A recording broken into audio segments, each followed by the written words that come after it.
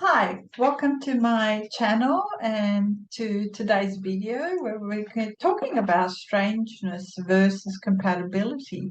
So everyone is strange. We're all strange in our own unique way and no one is perfect. Humans are by definition fallible and therefore we're always a work in progress, and we just need to make sure that we can accept ourselves in that process of evolution.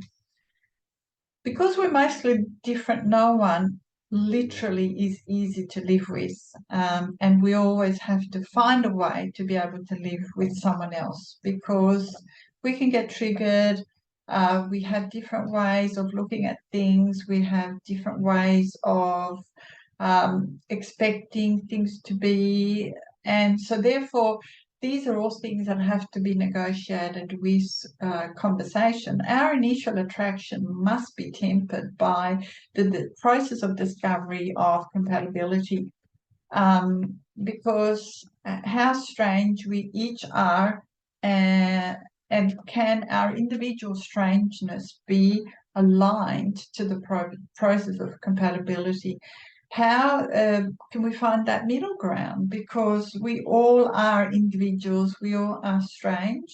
And so, again, by conversation and being able to have emotional intelligence, to be able to be calm and start to assert what we expect, what we need, what we bring to the table, is going to be the adult way of managing our strangeness, coming into discovering how can we be compatible.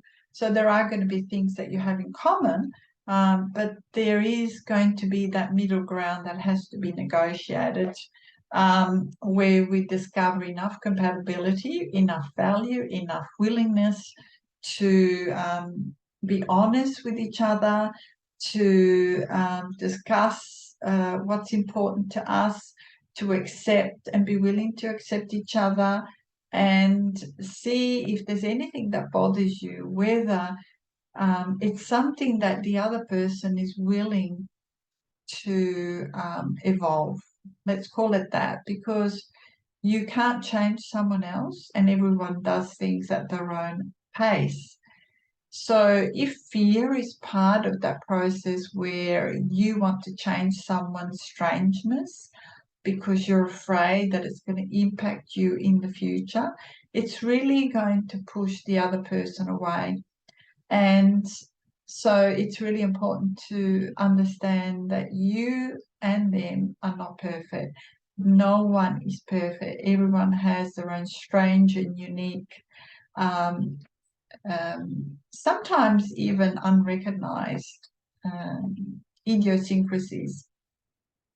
And often when we're face to face with someone in the dating stage or in the courting stage, some of those things can come up. Unfortunately, some of them will come up once you get into the physical touch, physical intimacy more than physical touch, but let's say you get into the physical stage, then a lot of these strangeness will come to the surface, because if they haven't been resolved before, they will be the hurt parts that want to be accepted and acknowledged and be allowed to exist, and that can have an impact on your compatibility. And you need to have in place very strong systems about how you have a conversation about those things that come up, how you observe and how you discuss and how you have those conversations is going to be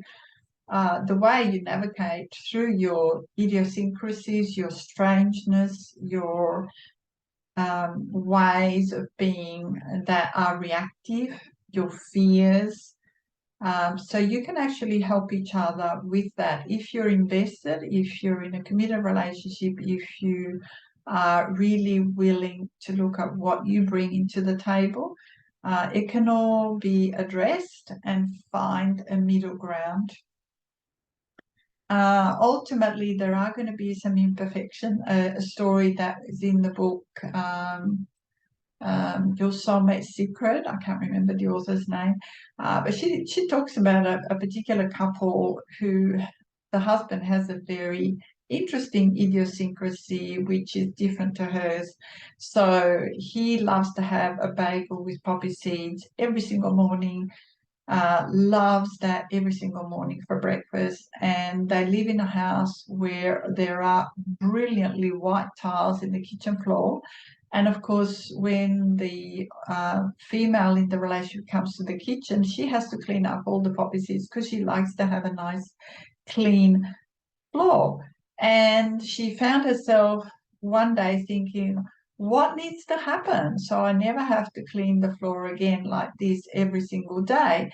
Well, she caught herself thinking that he wouldn't be there and she would rather be doing the cleaning up with love, and have him in the relationship with her rather than him not being there. So that's where you get to accepting someone's strangeness, someone's imperfection, and someone's idiosyncrasies. There are things that you can choose to accept and reframe depending on how you look at the other person and what they bring to the table, versus those idiosyncrasies that are really not life or death or physical abuse.